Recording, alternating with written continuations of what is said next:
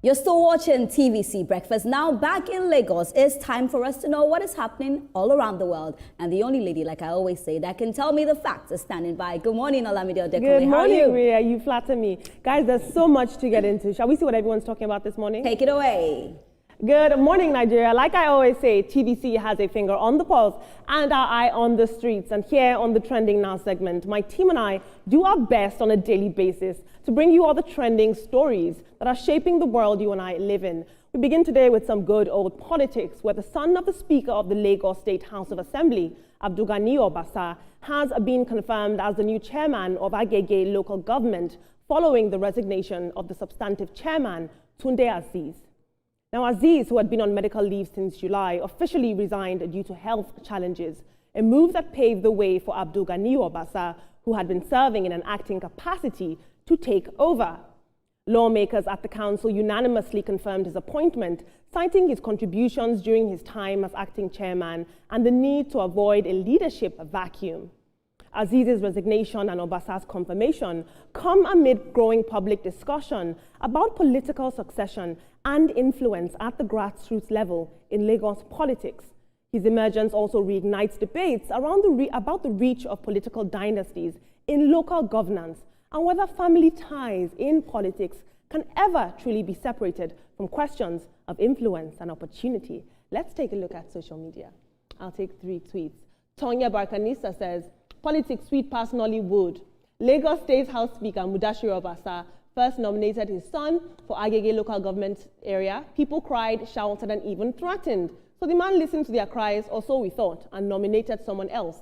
That someone else turned around and nominated Obasa's son as vice chairman. They both won the election in July." I'll take more tweets.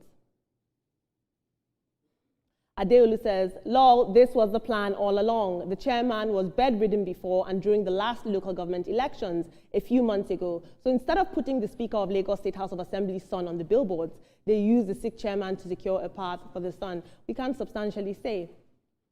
Very interesting. And finally, Bishop says, "Lol, same Obasa that was elected to the Lagos State House of Assembly representing Agege constituency in 2007, then re-elected in successive years. Now his son is taking over for him. Clap hand for Master Jesus." Now, team, this is a very, very interesting debate, family and politics. And oftentimes it seems in Nigeria that we really can't separate the two. But I think the question that we should be asking, whether we want to or not, is he capable of carrying out his job? If he's capable, if he has the capacity, I know he's been serving, as the acting chairman. If he's capable, allow him do his job. The difference between acting chairman and chairman is just nomenclature. Exactly. As acting chairman, how did he perform? As chairman, he will still do the same. I want to say congratulations to the young Obasa for keeping the family tradition and keeping the family popularity in politics going. I wish that he stamps his authority and his knowledge and his administrative skills as local government chairman of Agege. Congratulations, sir. For me, I don't think whoever father is the problem here. At the end of the day, if he did well, let him be given the opportunity. But I think that oftentimes we always mix emotions with things like this. And I'm maybe shifting the conversation away from Obasa and his son. But I'm saying that, if there's a politician and your son has been put there and he's doing a great job, it's not like you're forcing him to do it. He's doing it. He's passionate about it. I do not see any reason why, he should not continue with the legacy. Well done to him. I kind of like that strategy there. He was nominated by his dad first, and then, uproar came up, and then somebody else came on board and brought him back on the scene. That's very well. That's politics for you, politics. Yeah. But I think you have an opportunity, my dear brother, to leave your footprint in the sands of times. You are now the chairman of the local government. Deliver on the oath of your office as the chairman. Forget about any other thing that comes around. Do your best, and it'll turn out good. Absolutely, Tim. And we're constantly talking about how young people aren't participating in politics enough. And here you have a young man, and what we do, our instinct is to castigate him. Interesting input, as always. Thank you so much, team. Moving on, it's been a dramatic 24 hours for human rights activist and Sahara Reporters publisher Omoyele Sowore after Lagos State Commissioner of Police, Olorundare Jimoh, accused him of evading the National Youth Service Corps and declared him wanted for allegedly planning public disorder and unrest. Now, the police chief claimed that Sowore was posted to Adamawa but never served, allegations that have now taken a legal twist. In a swift response, the Federal High Court in Lagos, presided over by Justice Musa Kakaki, barred the police and the commissioner from arresting, harassing, or intimidating Sowore pending determination of his suit moving forward. On his part, Sowore is insisting that he was never invited or served any warrant before being declared wanted all across social media. In a separate case involving Sowore in Abuja, the activist is facing a 5-count criminal defamation charge alongside Meta and X, formerly Twitter, with proceedings adjourned to the 2nd of December 2025 after the court declined to issue a warrant for his arrest in this defamation case. But of course, this escalating face-off between the commissioner, Olorundare Jimoh, and the activist once again puts the spotlight on the delicate balance between law enforcement and civil liberties in Nigeria. Very interesting dialogue. Let's take a look at social media.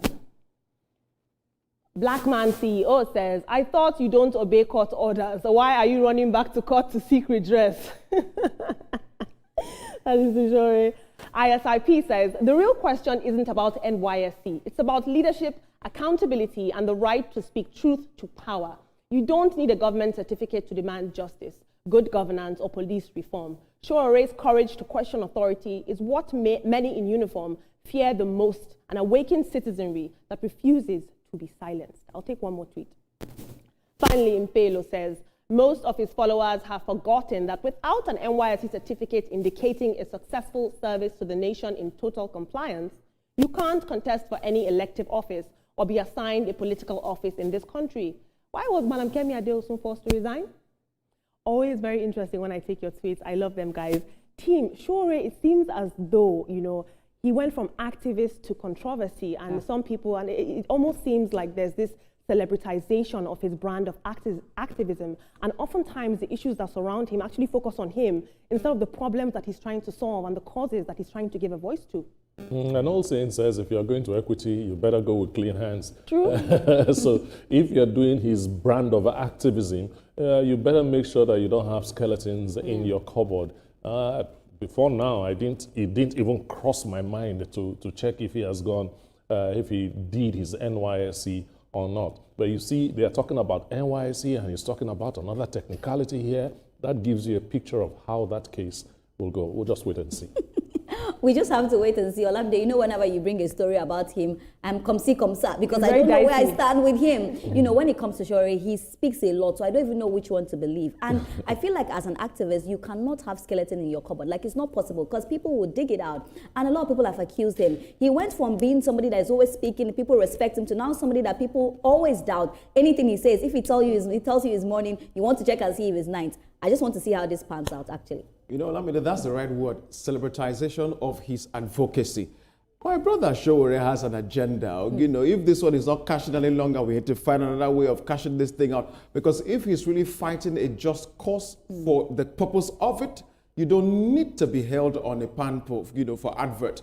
It's the issues you're fighting for that is a real issue. But again, that's not the narrative each time Sowore comes on the table. It's not what he's handling, but himself. And so there's a clear agenda here, and he knows what he's doing. He knows what he's doing and how he's getting his hands, here and there. So, hey, my brother, continue to enjoy now your time. Well, Nelson, it's getting too messy, if I do say so. His name is getting too messy. Whenever his name is mentioned, it's just for one controversy or the other. I absolutely agree with you, Ria. It's also because he's been able to get Nigerians to be sentiment around some of the things he mentions. However, there are deeper things underneath the pot. So, enjoy yourself, Sowore. And team, social analysts say that, when your activism is only in the keyboard, it's now slacktivism. But what do I know? Moving on into international news.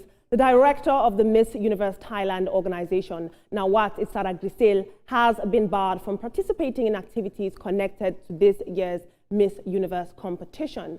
Now, this follows a viral live stream on Tuesday, the 4th of November, where Nawat was seen reprimanding contestants during a private session, and he publicly called Miss Universe Mexico, Fatima Bosch, a dumbhead, in quote, accusing her of obeying instructions from her national director not to post promotional content about their host country, Thailand. The confrontation then escalated when Fatima walked out of the room, and in true fashion, in interesting fashion, all the other female contestants followed, abandoning the ongoing sashing ceremony.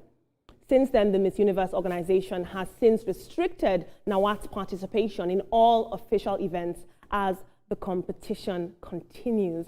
These young women who have been for years, practicing how to become Miss Universe, practicing their talent, staying in shape, one moment of disrespect, they all stood in solidarity, they all walked out. We've never seen a stage off of this kind. Let's take a look at social media. Very interesting. Mita says, good. Women supported her and showed where is the line for accepted behavior. I am proud of these women who accepted her. Tashe Davi says, when the women didn't freeze, they didn't appease. They didn't perform to keep the atmosphere comfortable. They stood up and they walked out in solidarity without waiting for permission or consensus. The old script collapsed and he's crying. And finally, Critical Thought says, he seems very accustomed to talking down to women. In his view, if he tells a woman to sit down, she has no option but to obey. Miss Universe participants showed him that they deserve respect. Very interesting. We've spoken several times about the importance of being a girl's girl and sticking together, especially in corporate institutions, because there are unfortunately certain male-centered organizations that keep women at a certain level that you can't pass. And the Miss Universe girls have just showed, I'm more than a pretty face. I know my worth, I know my rights, I know what is acceptable standard behavior. I don't think this thing has to do with gender. It has to do with the person of Nawat. There are women that are like that. Give them a little bit of authority, they overstretch it, but I just love the way the contestants behaved, because I'm sure that guy must have been talking down to almost all of them, and then they found somebody that could bell the cat and they followed. It's fantastic. It goes to show that if you have authority, like somebody I know will say, the big man is the one that has authority and refuses to use it. Yeah, we all know that person. But I'll tell you something, when it comes to the world of pageantry, it's quite different. These girls go through a whole lot to make sure that they are representing their country well. And oftentimes we see that they are not really treated well. But from everything that I saw in this video, it says that when women gather together and stand for one another, it's always beautiful, because this will teach a lesson that he cannot do this again. I'm even happy that he's been bad, but it will set a signal to other people that will try to talk down on any woman. When we support each other at the end of the day, the sky is a starting point. I love the way all of them got up, because if you disrespect one, you disrespect everybody. Period. I couldn't agree, Maria. I think, and that's the point I actually really want to make, for the fact that they walked out with their sister, it's a good way to go. Let's walk out with our sisters any day, anytime. Anybody bullies one, you bullies everybody. Of course. Yeah. If they bully you, Nelson, if they bully you, Olamide, we all walk out together. Period. Thank you so much for your input, team. Moving on into the world of social media, where Nollywood actress Regina Daniels is still trending, and she's publicly declared that she's ready to fight for her children with or without the support of her estranged husband, Senator Ned Nwoko. Now, in an emotional video that she posted on her social media page, she opened up about the turmoil in her family and all the backlash that's been surrounding her high-profile marriage recently. Take a look at what she had to say. I'm going to fight for my children, Ned. I tried to be calm. I tried to let go, wallahi, but I'll fight for them. I'll take them. I'll train them. I'll raise them with or without your support. Stop insulting my mom. Now, the actress appeared visibly emotional, as you just saw, and she addressed later in the video several misconceptions about her marriage, and she defended her mother and her family from all the online attacks that they've been getting. Of course, this video went viral, and it's since ignited conversations across social media. Some people are rallying around Regina and supporting her, but other people are talking about love, age, and power, and how this is playing out in real time. Let's take a look at social media. This is very interesting, very courageous of her. Carolyn Mojirade says, I actually feel pity for this lady. To me, she was never allowed to experience what childhood could be. She was young, but already performing the duties of an adult. She already saw herself as a family breadwinner. And even with this video, she was still conscious of her immediate and extended family. I recommend that she see a therapist because she is broken. She really is. And trust me, there are a lot that she isn't saying. This lady here is depressed. Oh. And Bimbola Royale says, let's even assume Regina and her family were poor or she married for money. Does that justify the abuse that she suffered? Does that mean she has to remain in the marriage? I hate how everyone is piling on her while ignoring Ned's abuse of power. Why should I don't want to marry you again equal arrest of in-laws?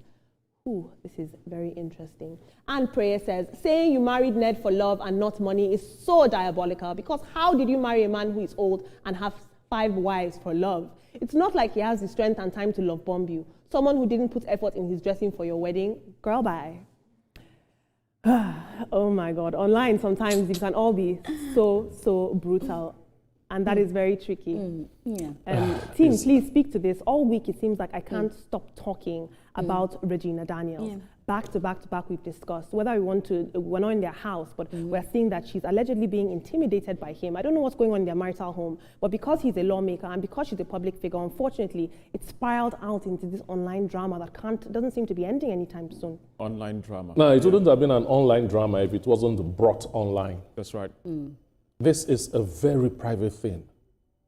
For it to be celebrated online and getting the whole of Nigeria to be divided into 2, for and against, it is a very private thing, you know. And I just wish they could settle their problems so we stop seeing this. It's not funny anymore. Yeah, but Toma, I get you. But at the end of the day, we definitely need to talk about it because Regina is also a very popular person. Ned is popular as well. This was something that was put out there. You know, just watching Regina, you know, in that video, Olamide, we are women, and I can understand where she's coming from. You can see that she herself is not really happy. I like the second tweet you read. I think it shows that she herself needs to see a therapist because it's even looking like she's a bit depressed.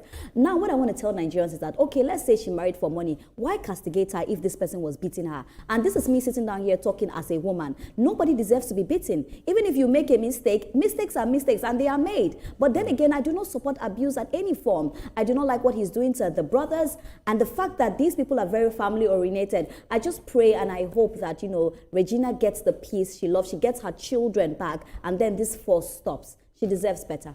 I really sympathize with Regina at this point because the thing she's going through at her age is too much for her fragile shoulders to bear. But before she got into the marriage with Senator Ned Nwoko, the flashpoints of what could have been the issues were already there. Look at her age, look at his age. And so the red flags were already flying. I guess she didn't see but she decided to still get into it. Now this is where we are. I pray that they find a ground to, you know, bring peace between them.